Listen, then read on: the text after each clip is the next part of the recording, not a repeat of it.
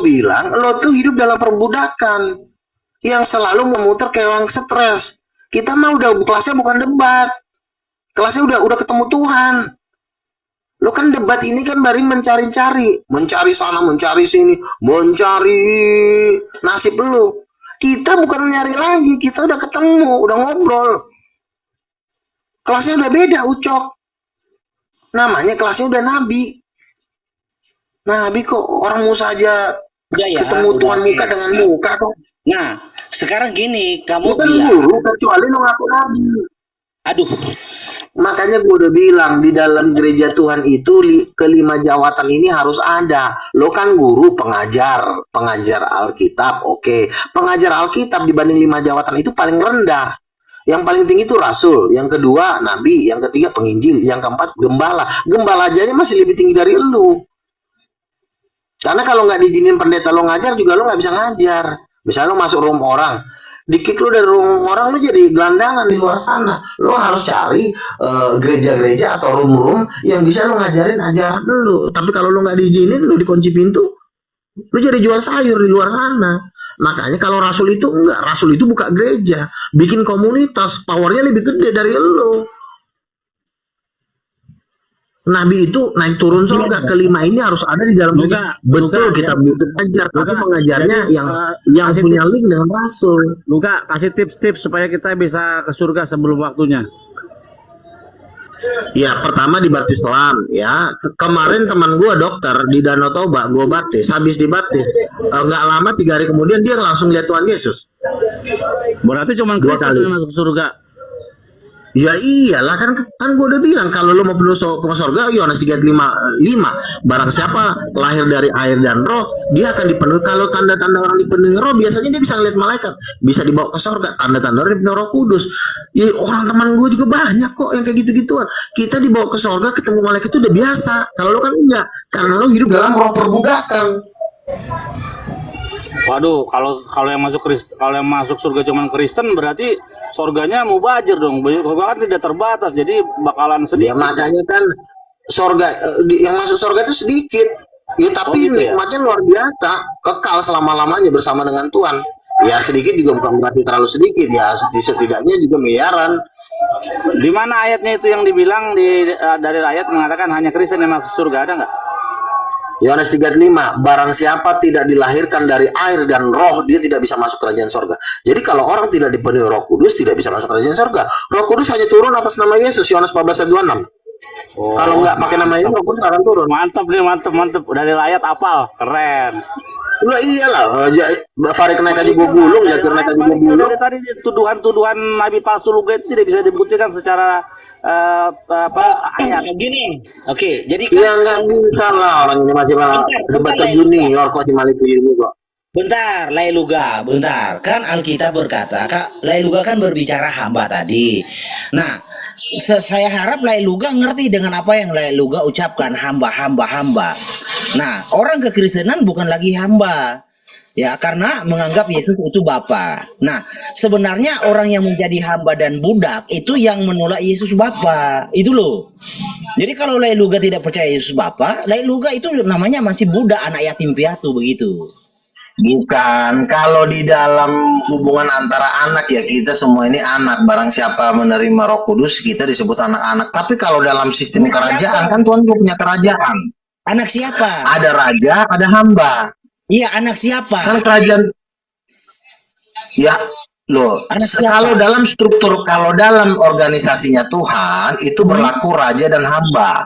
Tapi kalau dalam hubungan kita secara manusia ya kita berlaku anak. Lailuga anaknya siapa? Anaknya Bapa. Iya, Bapa, namanya engkau sungguh baik. Ya Bapa di surga lah, Bapaknya itu. Namanya siapa? Ya WH Yesus, sama itu. Oh, jadi Lailuga percaya Yesus Bapa, kenapa dari tadi kok koslet? Ya kosletnya hanya karena Lailuga. Yesus itu firman, Udin, lu susah banget sih diajarin.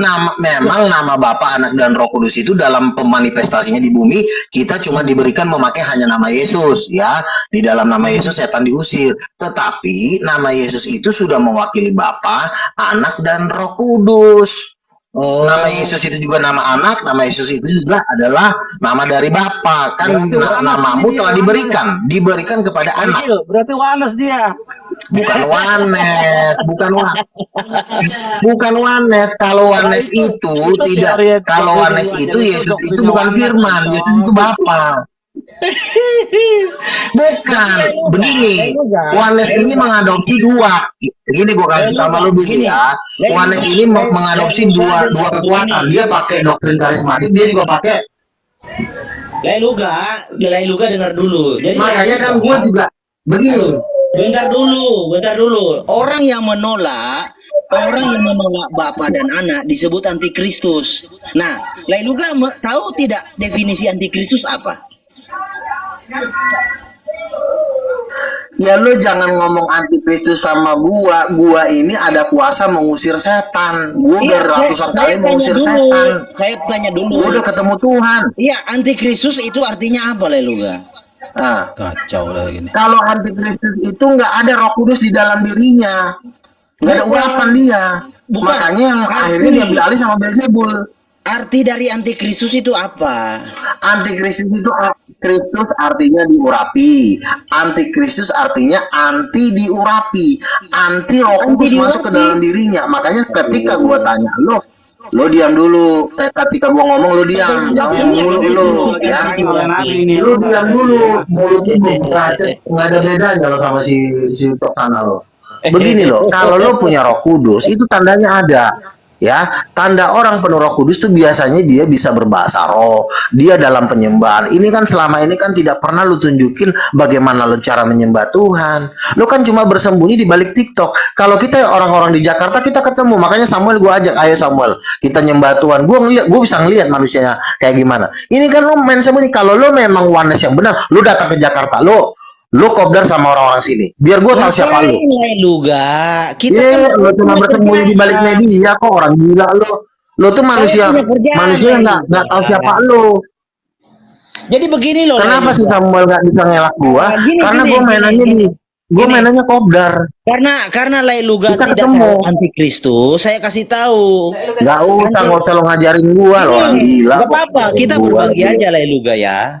Nggak usah berbagi, sekarang gua tanya, ada nggak mujizat yang pernah lo lakukan? Ada nggak mujizat? Mengusir setan, membangkitkan orang mati, mencelikan mata orang buta, ada nggak di dalam diri lo? Ya, saya bisa menengking roh jahatnya Lailuga dari sini. Ya, banyak kan ngomong lo. Udahlah, tuh tidur aja lah. Tanya Bang Luga.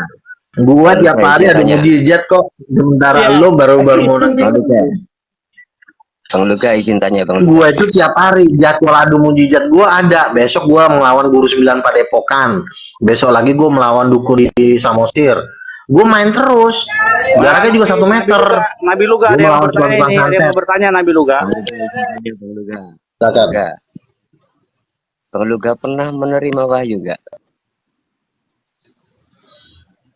Ya pernah. Seringan malah. Sering ya, sering. Itu di luar ruangan apa di dalam rumah itu saat menerima wahyu Bang Luga? Biasanya lagi menyembah. Ketika kita memuji, nyanyi, menyembah tuh dia turun, dia kasih tahu. Ya, pesan-pesan Tuhan.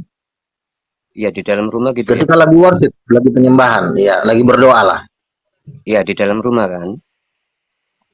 Kalau lagi berak mungkin nggak dapat wahyu.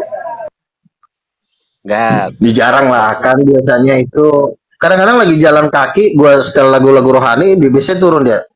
Kasih tahu Tuhan ngomong sama gua, ini setan nih, ini bener nih setan nih. Karena Tuhan ngomong gitu. Jadi gua tahu persis ya, ini anak satu nih siapa. Bang Luga kalau ngusir roh jahat kemana Bang Luga? Dalam rumah apa gimana Bang? Kemarin gua adu mujizat sama Ustadz ya, yang datang kerajaan Majapahit yang umurnya 5.000 tahun coba. Soalnya kan ada nubuat itu banyak nabi palsu menerima wahyu. Lu nggak usah ngomong nabi palsu, yang datang udah guru ini yang gua lawan nih Ustadz yang datang kerajaan Majapahit yang datang ngaku lagi umur saya udah 5.000 tahun. Gua bilang sama Ustadz Hans, lu ngapain lu ngundang kayak ginian sih? Ya yang datang itu. Jangan-jangan yang dimaksud dalam video itu Bung Luga itu. Gimana itu? Lu kalau nggak ada mujizat, lu nggak usah banyak ngomong, Ucok. Gue udah sering adu mujizat, gue tempeleng semua roh jahat dalam nama Yesus. Lu kalau nggak ada mujizat, lu diam aja, lu mending berak aja, berak. Roh jahatnya diusir kemana bang? Bang Luga, roh jahatnya diusir Waktu lu ke surga itu lu melihat nggak orang-orang suci dari bangsa Arab? Kagak ada. Lah kan ada sahabat-sahabat Nabi itu kan, masa nggak ada? Orang yang itu mah Rasul Paulus, Matius, Markus, Lukas di sono ada tempat khusus mereka. Jadi ada suatu ruangan ini khusus para penulis Alkitab. Lu tau nggak siapa yang ada? Ada Matius, Lukas, Paulus. Nabi Muhammad di mana posisinya? Ya pokoknya gua nggak ketemu di sono lah, itu aja lah intinya. Takut dia. Kemarin ngakunya kesaksian orang, sekarang kesaksian dia. Mau dapat Ada yang kesaksian gua sendiri, Ucok. Ada yang kesaksian gua sendiri. Ada yang kesaksian teman gua. Kan gua udah bilang ribuan. Kan gue bilang ribuan. Makanya Luga kalau bicara dalam nama Tuhan itu jangan kebanyakan bohongnya, begitu loh Bukan bohong, kan gue udah bilang kesaksian itu kan ribuan. Kesaksian yang mana dulu nih? Ada kesaksian gue dibawa ke neraka juga ada. Kesaksian kan ribuan orang. Ada teman-teman gue juga yang puluhan orang juga dibawa ke neraka. Ya, kesaksian juga mereka juga gue ceritain. Jadi kecuali lu tanya, bang ini kesaksian siapa nih? Gue sebutin nama-namanya. Kan gue udah bilang yang dibawa ke surga ke neraka itu ribuan orang. Jadi lu mau pilih kesaksian yang mana? Yang mau ketemu si Beelzebul ada, yang mau ketemu Lucifer ada, yang ketemu Mao Zedong ada, yang ketemu Michael Jackson ada, yang mana? Banyak banget. Namanya juga ribuan. Cerita-cerita Luga mungkin kalau diceritakan di rumah sakit jiwa orang bisa percaya gitu loh. Ya udah gini aja lah, kalau lo memang nggak percaya, lo memang udah mau ke neraka, lo ke neraka aja gue juga nggak rugi lah, gitu aja. Udah lo turun aja, turun berisik lo. Luga dulu putih, habis bawa ke neraka. Wow, nih kalau saya percaya Nabi kalau orang Yahudi percaya Luga sebagai Nabi masuk surga gak tuh kira-kira? Nah, kalau saya kan Yahudi, kalau saya percaya Luga itu Nabi masuk surga nggak? Ya masuk lah. Artinya lo kan harus ngikutin Tuhan Yesus dulu dong. Ikutin Tuhan Yesus dulu, baru lo. Tuhannya kan YHWH, Tuhannya Yahudi. Nah, tapi saya percaya Luga sebagai Nabi itu ada dispensasi nggak korting dia masuk surga? Nggak ada, lo tetap digenjot lo sama Beelzebul. Berarti Malikil karena nggak masuk surga. Nggak masuk, dia udah ada couplingnya, dia di kamar 303 pas di sampingnya siapa? Di sampingnya Henry Tan. Nabi Luga laporkannya Malikil tuh kepada Tuhan Yesus itu. Dia udah melawan Bang Luga itu.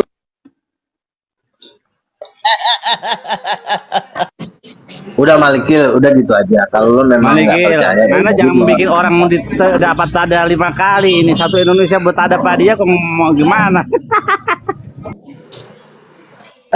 Luga itu kalau kita pakai jurus kita 1 kali langsung tumbang, pui balacai langsung tumbang. Tapi kita nggak akan gunakan itu Luga. Lo cuma debater TikTok, Ucok. Ya, lo cuma debater TikTok via telepon, pengaruh lo tuh nggak seberapa. Ya, benar.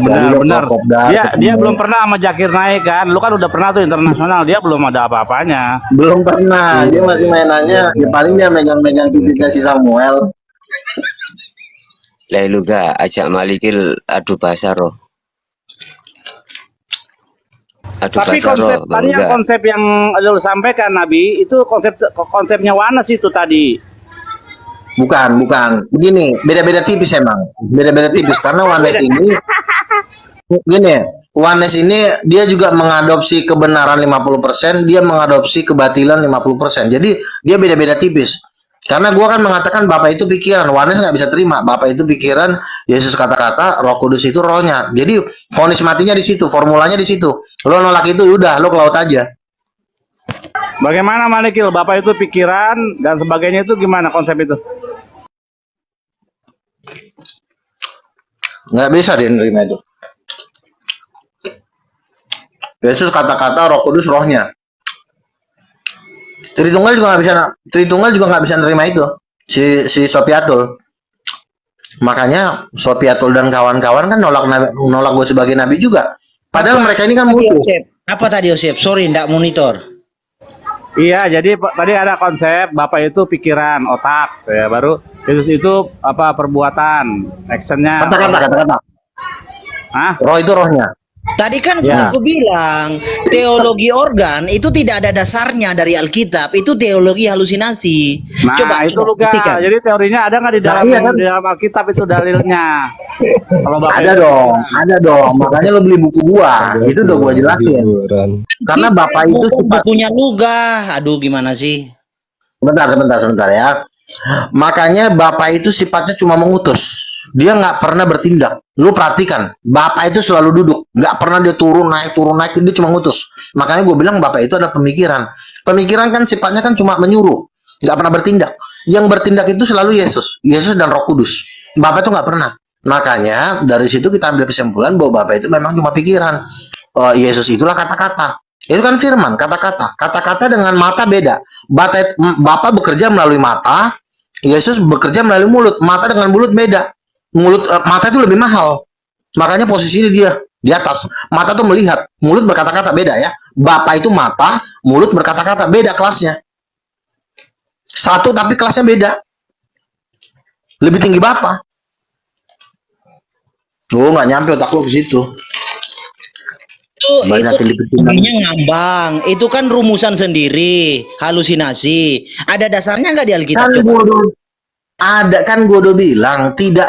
Bapak itu pekerjaannya cuma mengutus. Aku mengutus dan berkehendak. Udah nggak ada lagi yang bisa dilakukan oleh Bapak selain daripada mengutus dan berkehendak. Mengutus dan Iya. berkehendak itu kan pekerjaan pikiran.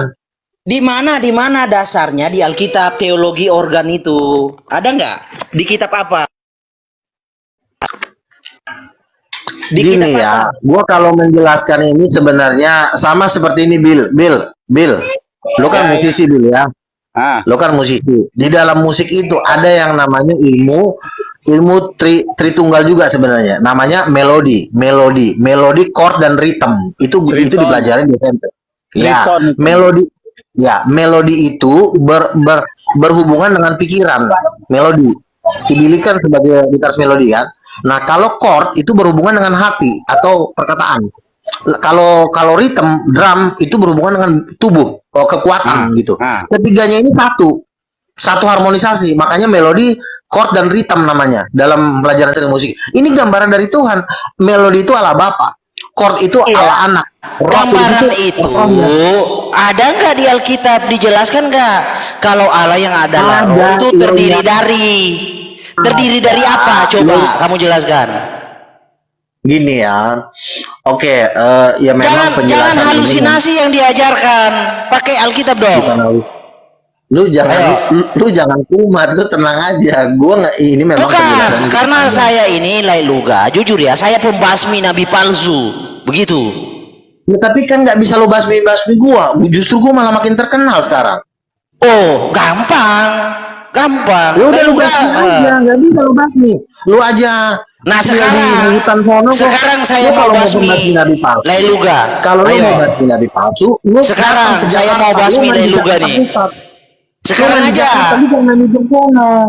Di sini aja. Gua Kenapa aja di Jakarta? Nggak bisa. Aduh, kelasnya udah beda. Gua tinggal di Waduh. Jakarta, lu tinggal di hutan, gimana sih? Berarti Luga takut dong. Takut Luga. Takut dibasmi kan? Apa? Ini anak lama-lama gila nih orang. Ini ada stres-stresnya nih. Bukan Ini stres. kayaknya cuma di Gini. sini banyakan Saya dengar udah banyak dari tadi. Saya udah banyak dengar teologi organ itu. Saya tanya, teologi organ ajaran Luga itu ada basisnya di Alkitab kagak? Atau hanya halusinasi? Coba jujur. Itu bukan Teologi organ yang kau ajarkan itu, teologi organ yang kau ajarkan itu teologi berbasis Alkitab atau berbasis halusinasi? Coba jujur. Oke ya, gue jelasin, bukan teologi organ namanya. Lu jangan jelek-jelekin. Jadi begini, Yesus itu kan kata-kata. Kata-kata itu keluar dari mana? Kata-kata itu keluar dari mulut dan hati. Ya, firman itu di dalam mulutmu dan hatimu. Makanya gue udah bilang, perkataan itu adalah hatinya Bapa. Itu ayatnya ada ya. Firman itu keluar dari mulut dan dari hatimu. Baru di Amsal 4 ayat 23 dikatakan, jagalah hatimu dari segala kewaspadaan, karena dari situlah terpancar kehidupan. Yohanes 14 ayat 6, Yesus berkata, akulah hidup. Hidup itu ada di mana? Sumber kehidupan ada di mana? Sumber kehidupan itu ada di jantung, ada di hati. Jantung itu menghasilkan darah, memompa kehidupan ke seluruh tubuh. Kenapa jantung itu letaknya di dada? Kenapa bukan di otak? Itu udah settingannya Tuhan.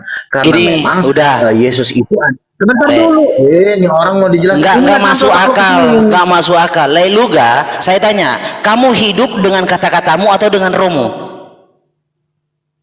Kamu bisa hidup oleh karena kata-katamu atau oleh karena kamu punya roh? Coba jawab.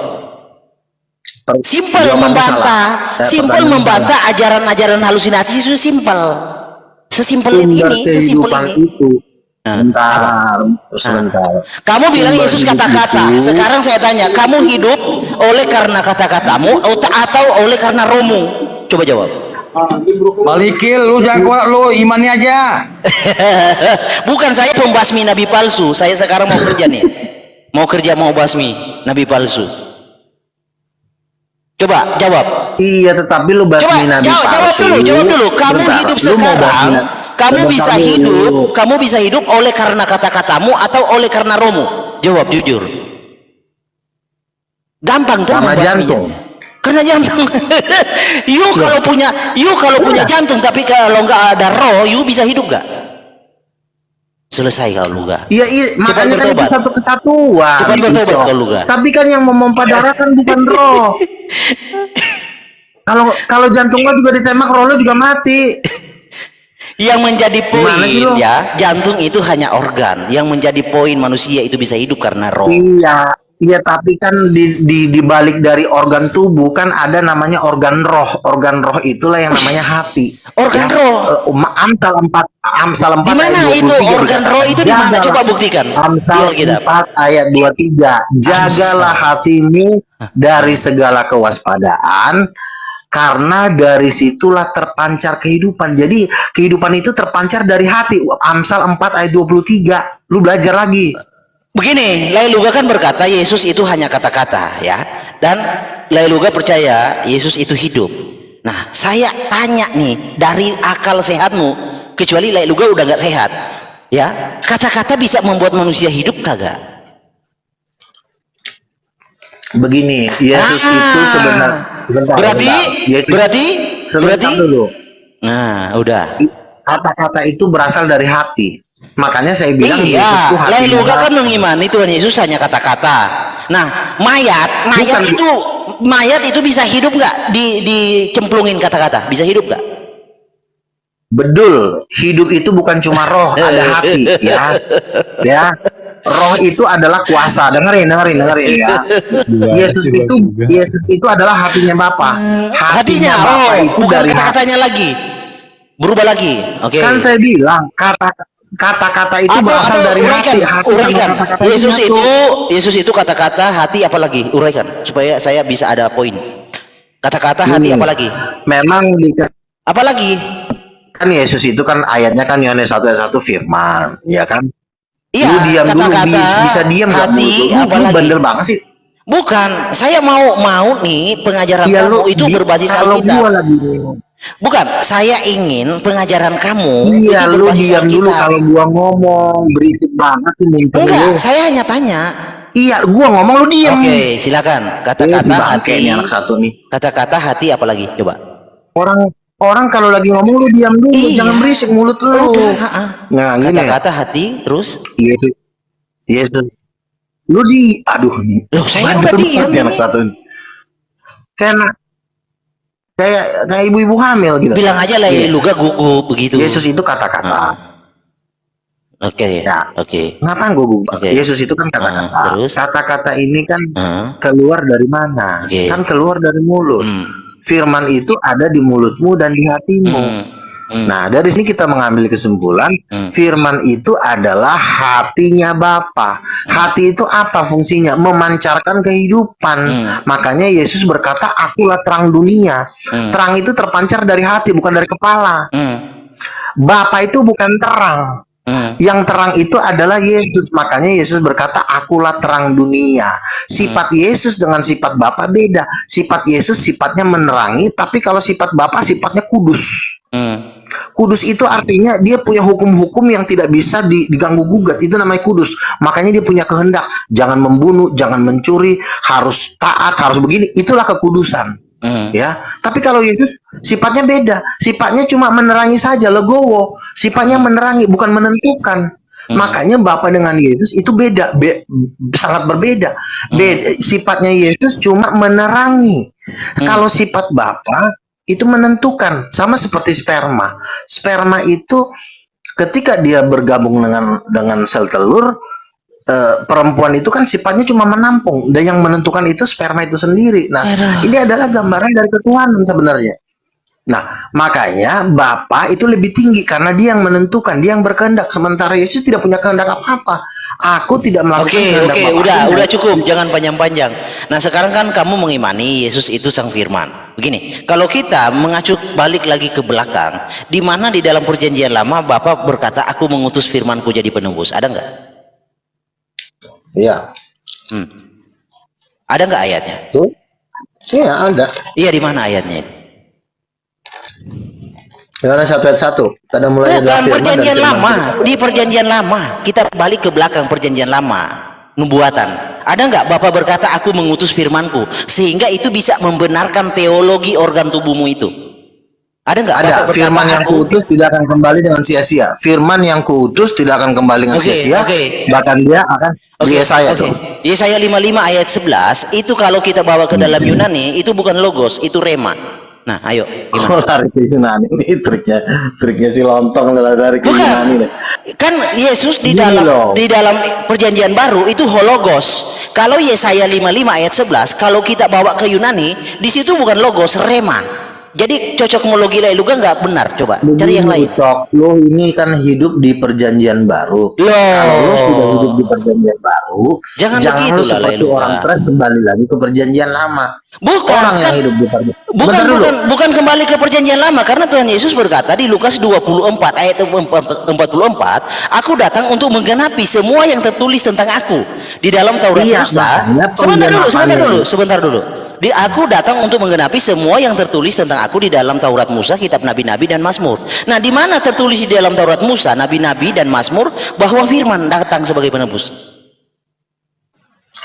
Wahyu 1 ayat 5 kan udah bilang, lo kalau kembali lagi ke sebentar dulu, lo Wahyu itu firman perkataan Tuhan loh. Makanya kan gue udah bilang, ketika kita hidup di perjanjian lama, lu jangan kayak orang gila balik lagi ke sono. Orang yang di sono pengen hidup di zaman sekarang, lu malah pengen hidup di sono. Kita mengacu apa yang Tuhan Yesus firmankan. Ya, gini. Di dalam Wahyu Osep, coba kasih besar kita pelayar Osep. Saya mau baptis Lailuga ini hari ini. Gak kuat lu, Cok. Osep kasih besar kita pelayar Osep, rabu-rabu. Osep, halo Osep,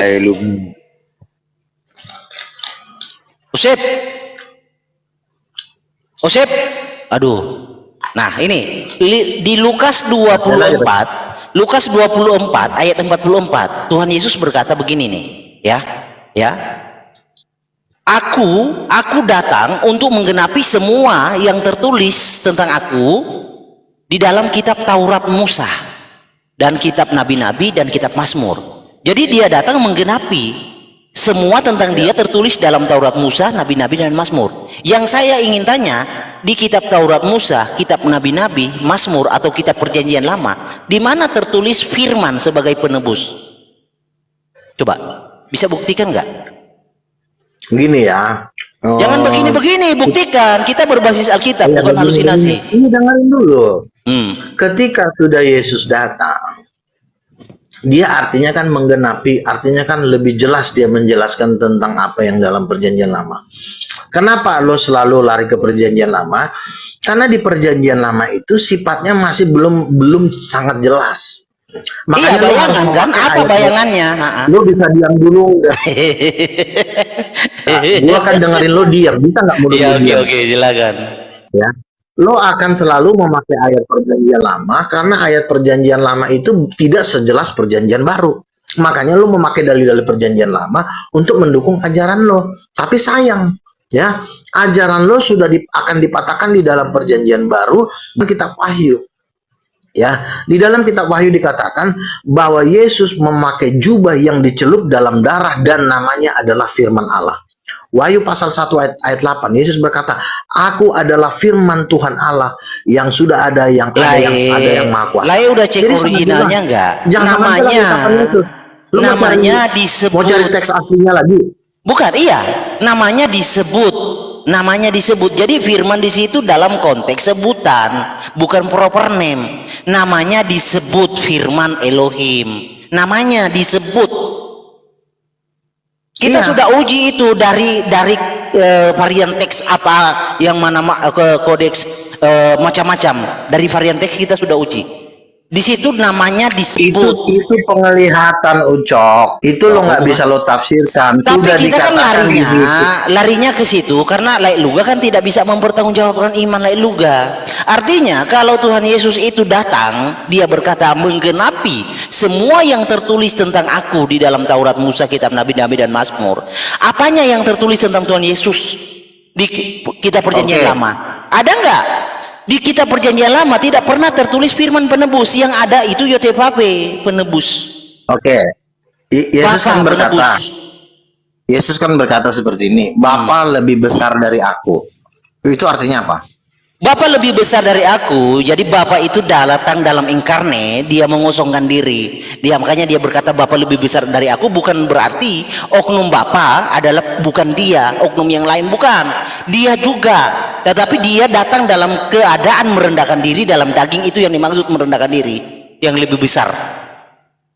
Kalau dia turun merendahkan diri, dia nggak akan ngomong Bapa lebih besar dari aku. Dia akan mengatakan akulah Bapa. Karena nubuatannya demikian. Makanya saya bilang baca nubuatan. Kalau manusia satu ini, kalau Bapa internet, you tidak akan bisa memahami perjanjian baru tanpa dasar pengertian perjanjian lama. Begitu. Itu aturan mainnya. Ibaratnya you nonton film, ya ada 2 episode, you nggak boleh hanya nonton episode 2, you nggak akan ngerti alur ceritanya tanpa menonton di satu. Ayat yang lo kasih di perjanjian lama aja tambah nggak jelas. Apanya yang nggak jelas? Apanya yang nggak jelas? Saya ibaratnya nonton film ada 2 disc. Oleh Bapak. Saya ibaratkan begini, ibaratnya nonton film ada 2 disc, you maunya nonton disc 2, you nggak mau nonton disc 1, makanya you gagal paham dengan alur ceritanya karena you nggak nonton disc 1-nya. Jadi you hanya berkutat di perjanjian baru, tapi you tidak mau melihat perjanjian lama, makanya you gagal paham. Doktrin yang dibangun adalah halusinasi, bukan textbook. Perjanjian baru itu sudah penggenapan, artinya sudah. Iya, penggenapan dari apa? Petunjuknya kan nubuatan. Petunjuknya nubuatan. Nah, kenapa pula kalau ada nubuatan lalu kamu menutup mata dengan nubuatan? Bukankah kamu bisa melihat perjanjian baru dari perjanjian lama? Karena petunjuknya di sana. Siapa yang datang? Di dalam perjanjian lama tidak ada petunjuk bahwa firman yang datang penebus, kagak ada. Saya kasih hadiah 1 botol aqua bagi orang-orang Kristen yang bisa menemukan firman dinubuatkan sebagai penebus. Saya kasih 1 botol aqua. Oke. Kalau Yesus bukan firman, lalu firman itu siapa? Yesus itu di dalam perjanjian baru itu bukan firman tapi sang firman. Nah, firman dengan sang firman bedanya apa? Beda. Firman itu akibat. Jadi ini berbicara hukum sebab akibat. Dengarin saya jelaskan. Hukum sebab akibat kalau kita bawa ke firman dan sang firman, firman itu akibat. Sebabnya adalah sang firman. Kenapa dia disebut sang firman? Karena sang itu membuat sesuatu, kata-kata disebut sang firman. Itu penyebabnya. Yesus itu adalah sang firman, bukan firman. Ini lo tambah-tambahin ini. Sang firman adalah gini. Enggak tambah-tambahin. Di dalam Korintus, di dalam 2 Korintus, Paulus juga punya hologos. Di dalam Korintus, Paulus juga punya hologos. Jangan salah. Jadi makanya kan gue bilang tadi ya, firman itu siapa? Firman itu adalah hatinya Bapa. Loh, Ya. hati di mana itu dasar Sebentar dulu. hukumnya? Aduh, ini anak. Lu bisa diam dulu Ayatnya di nggak? mana? Gua Hatinya bilang, Bapak itu di mana iya, ayatnya? lu diam dulu. Lu jangan Loh, kok bertanya dia? dulu. Nanti Artinya bertanya. jangan ngawur. Iya, lu jangan ketakutan kalau mau dikasih tahu kebenaran. Enggak Diam ketakutan. dulu. Coba bicara pakai Alkitab, jangan pakai halusinasi. Nah, Iya. coba. Iya, lu diam dulu. Ya. Gua jelasin dulu, baru lu jawab nanti. Nah, Oke. kan lu bilang Yesus itu bukan firman, tapi sang firman. Iya, sang firman. Lu tambah-tambahin tuh Alkitab tuh ya. Ini sini lu Loh, tambah-tambahin ada tuh. kata sandang ho. Gini, Lu diam ibaratnya dulu, saya kasih Cok. contoh ya. Aduh, ini Saya anak. kasih Inilah- contoh Lai Luga. inilah trik debatnya dia Lai Luga ini, kan cuma belum ngerti mau sampai ke sini. motong-motong orang bicara supaya dia kelihatan menang. Bukan. Itu doang kelebihan lu, Bukan. motong-motong orang ngomong. Ibaratnya seperti ini, Hashim. Gua tanya lu bisa diam dulu nggak? Hashim Bisa itu diam dulu artinya nggak? 2 menit. sama. Itu ada kata Tidak, kata jangan. sandang. Lu bisa diam dulu nggak? Hashim. Nah, itu di dalam Ibrani ha, di dalam Yunani ho. Sama aja. Jadi ho Lu logo bisa itu diam kata nggak? sandang. Bisa diam nggak? Biar gua ajarin sama lo. Lu Ya, diam dulu silakan. sekarang ya. Lu diam. Apapun omongan gua mau salah benar, lu diam. Biar lu ngerti. Gini, Oh ya, oke, perkataan, oke, silakan. ya, perkataan itu ada yang memerintah. Kalau bahasa lo kan sang firman. Begini, perkataan itu ada yang mengutus, ada yang menyuruh. Apa? Perkataan itu yang memerintah itu kepala, otak. Makanya gue bilang Bapak itu otaknya, Yesus itu hatinya, Roh Kudus itu rohnya. Itu udah jelas banget. Lu malah muter kayak orang gila lo. Sang firman ini hologos salah apa? Lu ngejelasin itu nggak Iya, usah pakai oke. bahasa Ibrani. Lu pakai Di bahasa mana, Indonesia. di mana karena di lu sini Alkitab? lagi menjelaskan orang, bukan lagi mau Iya, ngikutin iya orang. di mana analogimu Nanya itu di mulu. Alkitab? Di mana di Alkitab? You bisa pertanggungjawabkan secara Alkitabiah nggak teologimu itu? Bahwa Orang Bapak itu gila otak. juga tahu yang memerintah kata-kata itu otak. Orang Iya, gila, dasarnya di lu tanya Alkitab orang gila di mana? luar sana atau orang anak kecil. Nggak Dasarnya usah di nanya Alkitab dasar mana? Perkataan itu diperintah sama otak.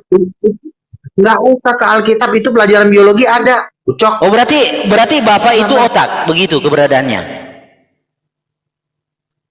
Kan Tuhan kan sudah ngasih dasarnya. Manusia diciptakan menurut rupa dan gambar Allah. Tinggal lo kembangin pakai biologi. Jadi Biologi yang memerintah perkataan otak itu dengan otak. kata-kata. Jadi kata-kata itu bukan otak, begitu. Kata-kata itu adalah hatinya Tuhan. Iya, Ekspresi kata-kata dari itu kan berasal dari otak. Bagaimana pula kata-kata itu bukan otak? bukan kata-kata di apa gini loh. Kata-kata itu diatur sama otak, bukan berasal dari otak. Iya. Kata-kata itu sudah ada di Iya. mulut. Nah, kata-kata ada itu, di mulut dan di hati. kata-kata Nah, itu kan kata-kata akibat. itu diarahkan. Iya, bukan kata-kata itu diarahkan kan sama akibat. otak. Iya, kan akibat Wah, namanya. akibat. Akibat, sebab Bukan akibat. Nah, akibat perkataan Oh. itu keluar dari Kalau bukan hati, akibat, lalu perkataan kata-kata itu apa? hatinya Tuhan. Perkataan itu adalah hatinya Tuhan satu dengan hatinya Tuhan, nggak bisa terpisah itu. Hati, Makanya dia oke. diperintah diarahkan Saya oleh ikuti otak. maunya nih. Nah, oke. Jadi kata-kata itu sumber, sebab atau akibat. Kata-kata itu bukan gini loh. Kata-kata itu adalah perkataan yang diperintah oleh otak. Aduh, Karena lo yang ngomong juga diperintah tanpa otak berarti juga bisa. namanya akibat. Leluga ngerti gak hukum sebab akibat? Iya, kata-kata itu Nah, nyatu, dia nggak bisa aduh, dipisahkan, bare ini nggak bisa Leluga. dipisahkan dengan hati. Capek deh. Perkataan Kawan-kawan yang itu lain tidak ganti bisa- dah. Leluga Ya udah, gini. lu aja Kalau turun. kalau Lu diskusi aja gila kalau diskusi kagak nyambung, kagak ngerti, saya itu jadi Iya, lu repot. yang agak nyambung. Orang udah jelas banget dijelasin masih Oke, masih coba. kayak orang gila lah. Nah, sekarang Lari jelaskan. gini lah. Apa itu namanya hukum sebab akibat? Apa coba jelaskan? Itu orang lu nggak usah mempersulit apa yang mudah. Lu ini mempersulit apa yang mudah sebenarnya, kan gue udah bilang kemarin gue ngomong sama Sekarang Metatron saya ya. tanya, Dengerin ya. kata-kata itu berdiri sendiri atau akibat dari otak? Nggak usah, lu pertanyaan lo tuh pertanyaan setan semua. Jadi gini, Waduh. gue ngejelasin ini sama Metatron ya. Metatron aja bilang begini ya, Metatron, bang penjelasan lo sederhana, enak didengar, gampang dimengerti gitu. Ini Iya, coba. itu kalau Leluga Metatron, Lu Joe itu Biden, cuman Joe satu Biden, orang, telepon saya. bukannya lu ngejelasin, Joe Biden, ya. Lu Leluga, Sebentar dulu, Leluga Herdi. itu Metatron. Mulut lu, Joe Herdi, Biden ganti yang kemarin ngomong telepon juga. saya, bilang penjelasan saya oke. Itu kamu Metatron, saya Joe Biden yang telepon. Gimana? Gini loh, lu menjelaskan bukannya tambah sederhana, tambah gila gitu loh. Makanya gini aja lah. Lai Luga itu bernarasi Intinya tolong dipahami. begini, Jangan begini bernarasi ya. kayak orang di rumah Begini. sakit jiwa, kagak ngerti apa yang dia Lihat ya. ucapkan. Itu bahaya. Lihat ya. Semenjak lo jadi wanas ya, semenjak lo jadi Siapa wanas. bilang saya wanes? Ya, semenjak lo jadi begini lah ya. Semenjak lo jadi ajaran lo kayak begini. Itu lo nginjilin gue juga. Semangat Bang Luga. Ya udahlah, repot lah Dulu kalau mau diskusi, jadi aneh. kalau Udah gini aja, secara udah, diksi udah. aja lah kagak ngerti apa yang diucapkan, repot. Sayanya yang jadi repot. Lanjut kawan-kawan yang lain. Ya udah, lo turun aja, turun aja lah. Nggak ada gunanya ngomong sama lo. Saya turun ya Le ya. Muter-muter kayak orang stres. Nabi Luga. Luga ini waktu di neraka dong. Walah tuh Malik itu. Nabi lawan. Dia ini ngejelasin orang, ngejelasin sesuatu tambah susah. Ibarat kata gini ya. Dari Bekasi mau ke Blok M, dia muter dulu ke Semarang, ke Surabaya, ke Kalimantan, dia muter, bikin orang tambah stres sama dia ini. Iya, Nabi lawan kurang ajar itu. Bang Luga. Ngejelasin itu kan gampang, Bapak itu pikirannya, orang ngerti, oh pikiran, orang tahu. Kalau dia nggak, Logos lah inilah, Sang Firman, Bogono begini, kan kayak orang gila. Tapi Nabi Luga Kalau memang dia hebat, siapa yang Nabi Luga apa? ngomong-ngomong SK-nya udah dapat belum? Atau diperpanjang? Apa? SK Nabinya Apa? udah dapat belum? Nabi Luga. Itu kekal. Ya Nabi. Oh iya Bang Luga, jelasin DNA Yahudi itu Bang Luga, DNA Israel yang kemarin itu. Coba jelasin lagi Bang Luga. Ya kan, sebelum gue jelasin ke situ, sebentar lagi Billy ya. Dengan anaknya Dr. Sebentar lagi ya. Itu Bang Luga. Sebentar lagi Billy, gue 15 menit lagi turun ya, 10 menit lagi gue turun. Jadi gini ya. Si Malikil dulu. Tadi sharing-sharing Jadi si pengalamannya Malikil dengan ini anaknya adalah- Dr. Zakir naik nih. Sebentar dulu, Bu, sebentar ya. Aku jelasin dulu sebentar. Jadi gini, jadi si Malikil ini adalah suatu program cuma mempersulit ya. Jadi ini program dari Lucifer sebenarnya ini untuk mempersulit mengenal Tuhan. Mengenal Tuhan itu gampang. Kan gue bilang tadi, Bapak itu pikirannya, Yesus hatinya, Roh Kudus rohnya, udah selesai. Nggak perlu pakai bahasa ahli itu. Nah, jadi dia ini cuma mengerecokin. Ya, bukannya mempermudah, kita kan maunya mempermudah pakai bahasa yang sederhana. Ini lari ke bahasa aslinya lah. Kita mana tahu lu bahasa itu bahasa asli apa enggak. Nah, jadi untuk Malikil saya rasa cukup, saya vonis sesat dan masuk neraka ya. Oke. Terus yang kedua, apa pertanyaannya? Darah Yahudi. Ya cerita itu Bang Ya Luga. memang Jelaskan, Bang Luga. memang kan si Billy kan orang Yahudi nih kan. Dia darah Yahudi. Memang pada waktu diaspora zaman Raja Salomo itu kan 10 suku Israel kan sudah di dalam pembuangan di Babel. Mana tuh 10 suku Israel. Nah, 10 suku ini terus berdiaspora, artinya berdiaspora itu merantau nggak pulang-pulang sampai hari ini. Sampai hari ini tuh yang 10 suku Israel itu nggak pulang. Nah, lalu ada penglihatan nabi-nabi Tuhan, nabi-nabi dalam Kristen itu mengatakan bahwa suku Batak itu suku Efraim. Nah, suku Batak itu suku Efraim, lalu didukung lagi dengan tes DNA dan hasilnya 40%. Jadi orang Batak itu adalah suku Efraim. Efraim itu adalah suku sulung dari orang Israel. Kalau Yahudi kan anak kalau nggak salah anak ketiga ya, suku Yehuda itu. Gitu. Jadi ya memang kalau mau dilihat-lihat ya memang benar bahwa 10 suku itu belum pulang sampai hari ini, entah mereka berada di mana. Mungkin di Sumatera atau mungkin di Cina atau mungkin di Papua, kita nggak tahu, tapi yang pasti 10 suku itu belum pulang.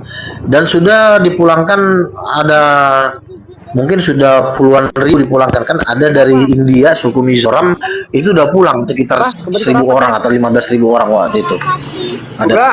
Terus masalahnya suku-suku Itu Israel jawabannya. sudah semua Luga. Luga sunat nggak? Di mana Apa? saudara? Luga sunat nggak? Suku-suku Israel Kenapa? sunat tuh. Sakitnya. Luga sunat nggak? Ya itu nggak ada urusannya kali. Enggak. Itu nggak ada urusannya Suku kalau kita Israel ngaku sudah Israel semua terus loh. kita Kok bisa ya? enggak. Gimana? Iya, itu kan Padahal- zaman perjanjian lama. Padahal para nabi itu Itu nggak ada urusannya. Itu. Orang Yahudi sunat itu. Gimana itu Luga? Itu tema lain lah. Itu nanti tema buat besok aja.